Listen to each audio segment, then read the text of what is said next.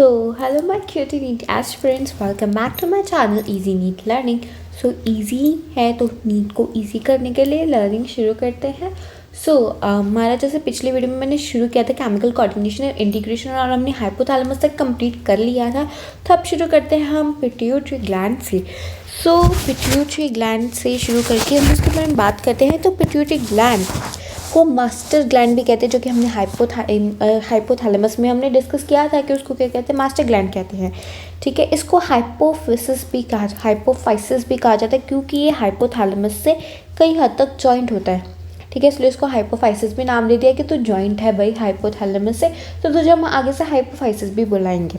ठीक है, ये लोकेटेड कहाँ पे होता है, बोनी कैविटी में. जैसे सेलर टसिका हमने बोला था एग्जाम्पल, स्फिनोइड बोन कौन सी थी, ऐसे कौन सी थी, बटरफ्लाई शेप्ड बोन को स्फिनोइड बोन बोला था हमने.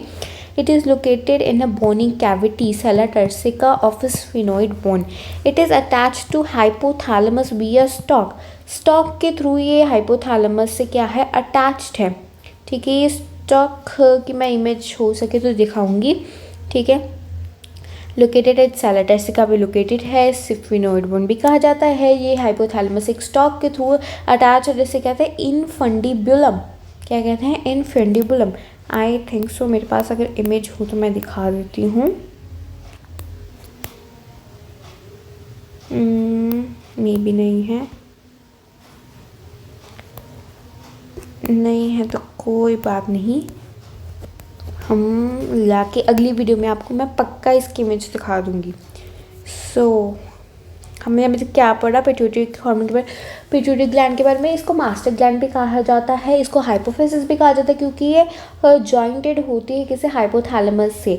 ये इट इज़ लोकेटेड कहाँ पे होती है, bony cavity, that is sella turcica.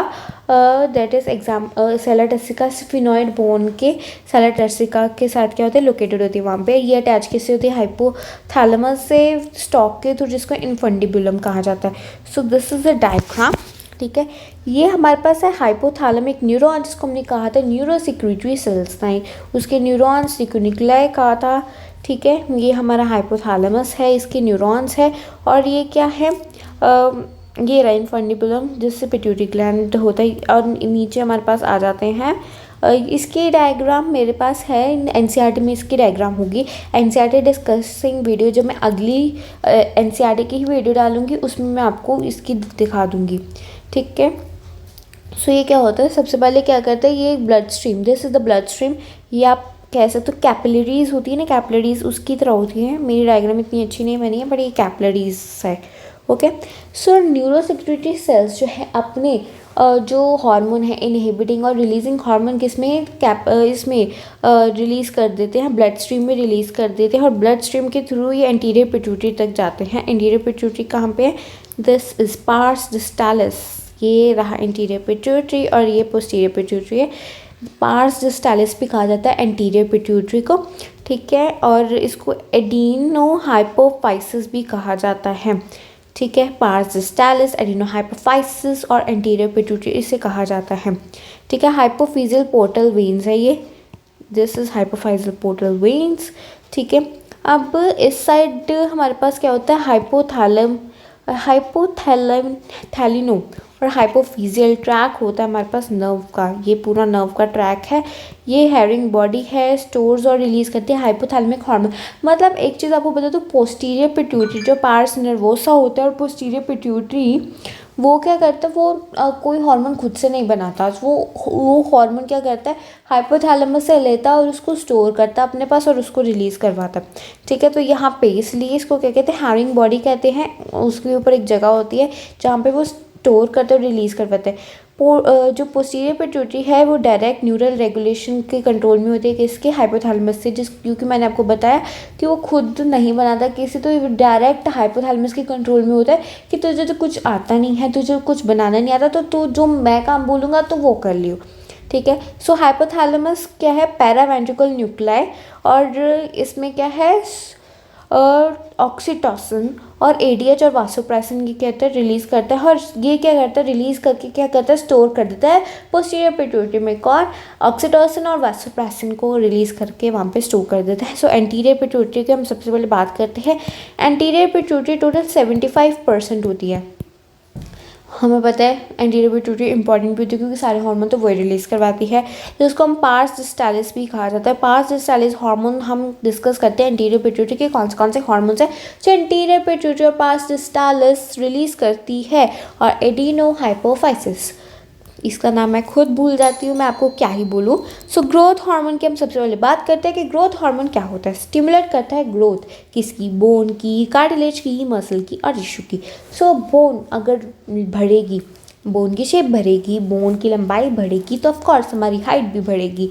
Cartilage बढ़ेगा, हाइट में काम आएगा, muscles height, tissue height. So growth hormone क्या करता है, हमें पता चल गया है कि वो अपनी हाइट बढ़ाता है, ग्रोथ करवाता है किस में, बोन में, कार्टिलेज में, मसल्स में और टिश्यूज़ में। ठीक है। सो रेगुलेट करता है कार्बोहाइड्रेट की, प्रोटीन की और फैट की मेटाबॉलिज्म। ये तीनों चीज़ें बहुत ज़्यादा इंपॉर्टेंट होती है। स्टिमुलेट करता है लीवर को कि तू ग्लाइकोजन को रिलीज़ कर और ब्लड ग्लूकोज बढ़ा दे। अरे ब्लड ग्लूकोज अगर वो बढ़ा देगा तो क्या करेगा, डायबिटीज़ डायबिटीज़ असली में नहीं करेगा, इंसुलिन से उल्टा काम कर रहा है ना। इंसुलिन कह रहा है ब्लड शुगर कम कर दो, ठीक है, तो वो क्या कर रहा है, ब्लड शुगर बढ़ा दो। स्टिमुलेट करेगा लीवर को तो ग्लाइकोलाइसिस को क्या कर, ब्लड ग्लूकोज में बढ़ा दे। तो क्या करेगी, डायबिटोजेनिक इफेक्ट शो करेगा, मतलब इससे इंसुलिन से उल्टा डायबिटीज़ करने वाला इन्फेक्ट शो कर रहा है ना, इफेक्ट, इसको डायबिटोजेनिक इफेक्ट यूज़ कर सकते हो। नाम यूज़ नहीं कर सकते, इसका नाम है ये। और मैंने आपको ये ट्रिक ये नहीं बताई कि असली में काम करता है ऐसा, बट नहीं, इसको याद करने की एक ट्रिक है कि आप ऐसे यूज़ कर सकते हो। इंसुलिन से उल्टा काम करता है इसलिए डायबिटोजेनिक ये इफेक्ट शो करता है। ठीक है। और ये न्यूरॉन्स को बोलता है कि जाके लीवर को बोल के ग्लाइकोजन सिक्रेट करवाए और ब्लड ग्लूकोज बढ़ा दे। अब ये क्या कहते हैं, लाइपोलाइसिस, फैट की मतलब ब्रेक डाउन वगैरह को क्या करता है, स्टिमुलेट करता है, करवाने के लिए करता है, स्टिमुलेट करता है, जो कि क्या करता है, एटीपी प्रोडक्शन बढ़ा देता है। एटीपी प्रोडक्शन क्या होता है, एनर्जी लेवल। एटीपी जैसे ही प्रोडक्शन बढ़ेगी एनर्जी भी बढ़ेगी भैया। तो ये क्या करता है, प्रोवाइड एनर्जी टू सेल्स, वही चीज़ आ गई ना, एनर्जी सेल्स को प्रोवाइड करता है। एटीपी प्रोडक्शन बढ़ेगी तो एनर्जी बढ़ेगी। हमारी बॉडी में फैट और कार्बोहाइड्रेट्स का काम क्या होता है, एनर्जी बढ़ाना, बॉडी को एनर्जी देना। बट अगर हम कार्बोहाइड्रेट्स अपनी एनर्जी नीड से ज़्यादा यूज़ कर ले, ज़्यादा खा ले, तो हमारी बॉडी में फ़ैट बढ़ता है। और फैट वो बैड फैट होता है, मतलब जितनी हमें रेगुलर नीड पे हमें जितनी चाहिए होती है, जितनी हम एनर्जी क्या करते हैं, बर्न करते हैं, उतनी हमें गेन करनी चाहिए। तभी कहते हैं ना, जब लोग डाइट वगैरह करते हैं कि जितनी आप खाओ कैलोरीज, उतनी ही कैलोरीज क्या कर दो, लॉस कर दो, तो आपका वेट नहीं बढ़ेगा। That's about it. इंक्रीज कर देता है अमाइनो एसिड्स अपटेक, मसल्स में अमाइनो एसिड्स की अपटेक क्या कर देता है, इंक्रीज कर देता है, मतलब प्रोटीन सिंथेसिस बढ़ा देता है। तो प्रोटीन सिंथेसिस होती है तो मसल की ग्रोथ होती है। ठीक है। अब इसकी ग्रोथ हार्मोन के बारे में हम दोबारा डिस्कस कर लेते हैं, रिवाइज कर लेते हैं। जो एंटीरियर पिट्यूटरी 75% हमें पता चल गया कि वो क्या करती है, हमारी बॉडी का पिट्यूटरी ग्लैंड में 75% एंटीरियर पिट्यूटरी का होता है। पास डिस्टाइलिस हार्मोन्स में क्या हो जाता है, ग्रोथ हार्मोन आते हैं।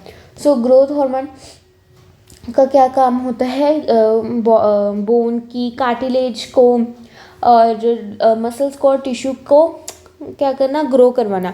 फिर उसके बाद उसका काम का होता है कार्बोहाइड्रेट, प्रोटीन और फैट का मेटाबॉलिज्म करना और उसको रेगुलेट करना। लिवर को क्या स्टिमुलेट करता है कि ब्लड शुगर लेवल बढ़ा दे, ग्लाइकोलाइसिस के थ्रू ब्लड शुगर लेवल बढ़ा दे, जो कि न्यूरॉन्स को दिया जाता है। ये जो ब्लड शुगर लेवल से जो एनर्जी मिलती है हमारी बॉडी स्ट्रीम में, अगर ब्लड शुगर लेवल बढ़ जाए तो उसमें से एनर्जी मिलती है हमें, जो कि किसको दे दी जाती है, न्यूरॉन्स को दी जाती है। क्योंकि जो इंसुलिन है हमारा ब्लड शुगर लेवल कम करती है, पर क्या कहता है ये ग्रोथ हार्मोन क्या कहता है, लीवर को जाके बोलता है कि तू जो है वो उसको बढ़ा दे। तो इसलिए ये क्या कहते हैं, डायबिटोजेनिक इफेक्ट शो करता है। मतलब डायबिटीज़ के फेयर में हो गया ना ये।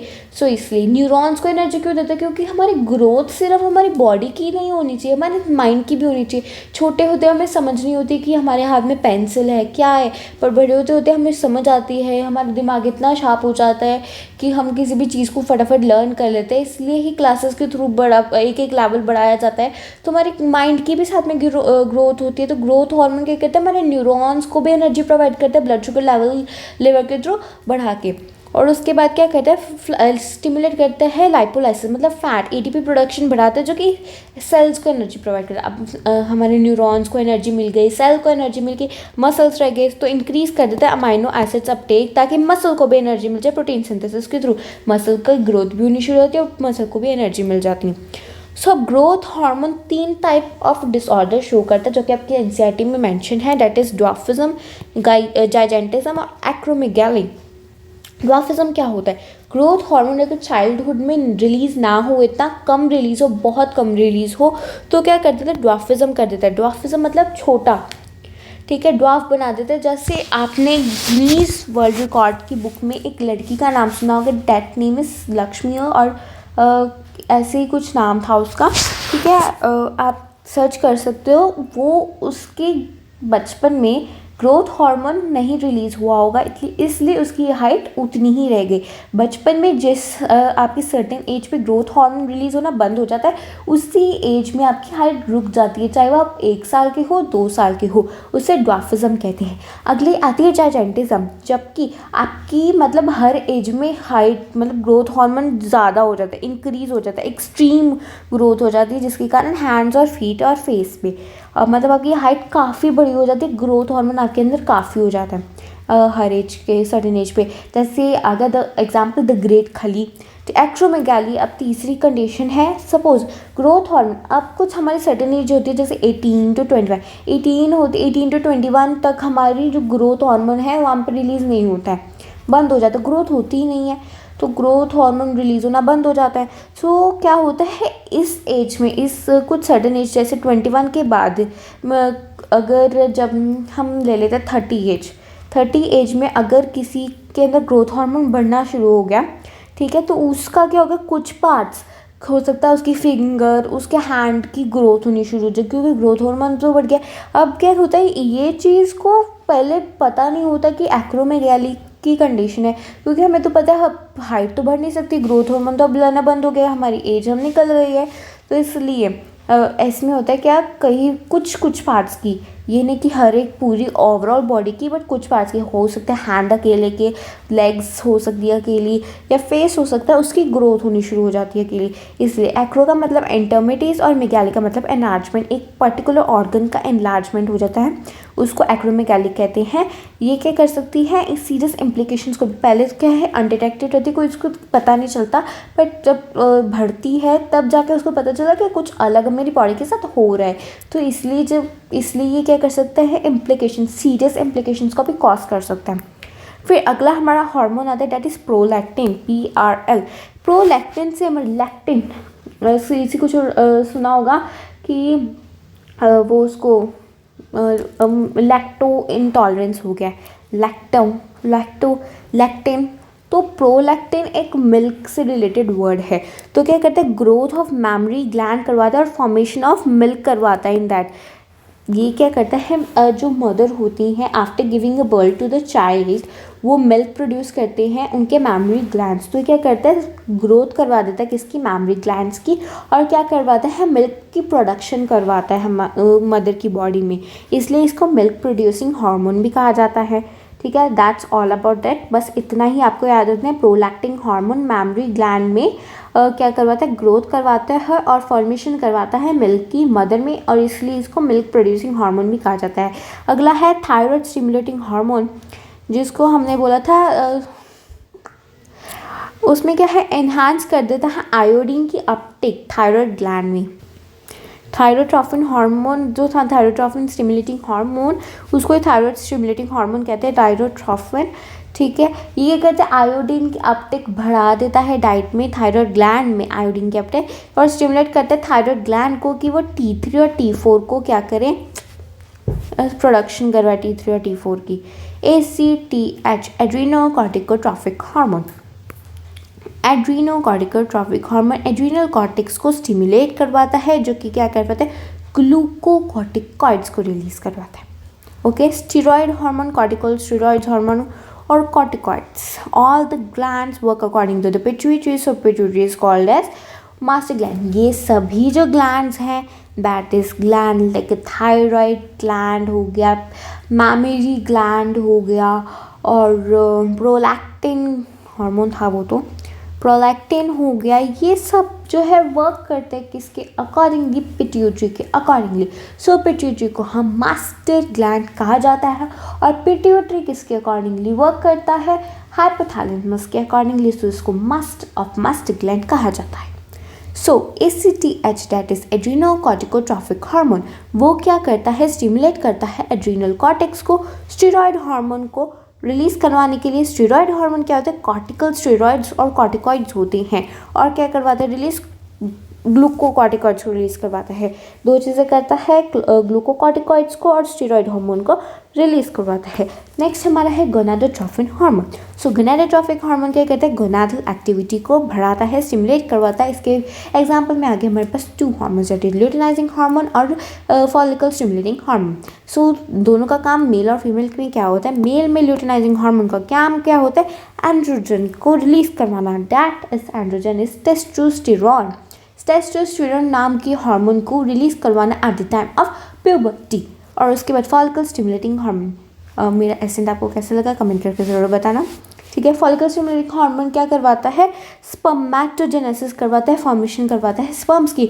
और हमारा ल्यूटिनाइजिंग हार्मोन क्या करवाता है, टेस्टोस्टेरोन को प्रोड्यूस करवाता है। और हमारा फॉलिकल स्टिमुलेटिंग हार्मोन मेल्स में मतलब स्पर्मेटोजेनेसिस को प्रोड्यूस करवाता है, ठीक है। फीमेल्स में ल्यूटिनाइजिंग हार्मोन बाद में समझना, पहले फॉलिकल स्टिमुलेटिंग हार्मोन समझ लो, क्योंकि फॉलिकल स्टिमुलेटिंग हार्मोन आपको समझ आएगा तभी आपको ल्यूटिनाइजिंग हार्मोन समझ आएगा। सो पहली बात तो ये ल्यूटिनाइजिंग हार्मोन और फॉलिकल स्टिमुलेटिंग हार्मोन का जो दोनों का नाम पड़ा है वो फीमेल के अकॉर्डिंगली पड़ा है, मेल के अकॉर्डिंगली नहीं पड़ा। मीन्स कहते हैं ना कि किसी का नाम उनके फंक्शंस के अकॉर्डिंगली रखा जाता है साइंस पे, तो वैसे ही जो ल्यूटिनाइजिंग हार्मोन और फॉलिकल स्टिमुलेटिंग हार्मोन है, इन दोनों का नाम फीमेल के फंक्शंस के अकॉर्डिंग रखा गया है। तो अब हम शुरू करते हैं फॉलिकल स्टिमुलेटिंग हार्मोन के बारे में। स्टिमुलेट करवाता है ग्रोथ और डेवलपमेंट ऑफ फॉलिकल्स की ग्रोथ करवाने में और डेवलपमेंट करवाने में फीमेल्स में। प्राइमरी फॉलिकल जो है वो मैच्योर ग्राफिन फॉलिकल बनाता है, ठीक है। क्या करवाता है, फॉलिकल स्टिमुलेटिंग हार्मोन फॉलिकल की ग्रोथ करवाता है। फॉलिकल की ग्रोथ करके फॉलिकल क्या बन जाता है, मैच्योर ग्राफिन फॉलिकल बन जाता है। ल्यूटिनाइजिंग हार्मोन क्या करवाता है, ओव्यूलेशन करवाता है, ओव्यूल्स प्रोड्यूस करवाता है। और इट रप्चर्स ग्राफिन, ये क्या करता है, ग्राफिन फॉलिकल को पकड़ता है और क्या करवाता है, रिलीज करवाता है ओवम। ये क्या करता है, ट्रांसफॉर्म करता है और रेमनेंट करता है फॉलिकल्स की कॉर्पस ल्यूटिनम में। ये करता है, ट्रांसफॉर्म करते हैं रेमनेंट को फॉलिकल के और इनटू कॉर्पस ल्यूटिनल, ठीक है। अब मैं आपको एक और बार रिवाइज करवा दूँ मेल के और फीमेल के बारे में। मेल में ल्यूटिनाइजिंग हार्मोन क्या कहते हैं, टेस्टोस्टेरोन रिलीज करवाता है। और फीमेल में ल्यूटिनाइजिंग हार्मोन क्या करवाता है, पकड़ता है और उसको फॉलिकल्स को और रिलीज करवाता है ओवम, ठीक है। उसके बाद ट्रांसफॉर्म करता है फॉलिकल को इनटू कॉर्पस ल्यूटिनम के अंदर ट्रांसफॉर्म करता है, ठीक है। और फॉलिकल स्टिमुलेटिंग हार्मोन मेल में स्पर्मेटोजेनेसिस करवाता है, स्पर्म को प्रोड्यूस करवाता है। और फीमेल में क्या करता है, फॉलिकल्स की डेवलपमेंट में हेल्प करता है इनटू मैच्योर ग्राफिन फॉलिकल्स में। Parse intermedia hormones means posterior pituitary, जो कि सिर्फ एक हार्मोन रिलीज करवाता है, that is melanocyte stimulating hormone. So melanocyte stimulating hormone कौन सा होता है, melanin. What is melanin? Melanin. ये क्वेश्चन आ जाता है कि parse intermedia means posterior pituitary कौन सा हार्मोन रिलीज करवाती है। आपके पास 4 ऑप्शंस हुए, तो आपको क्या करना है, मेलानोसाइट स्टिमुलेटिंग हार्मोन को करवाना है, या फिर मेलानिन हुआ तो मेलानिन टिक कर देना। अब मेलानिन का काम क्या है,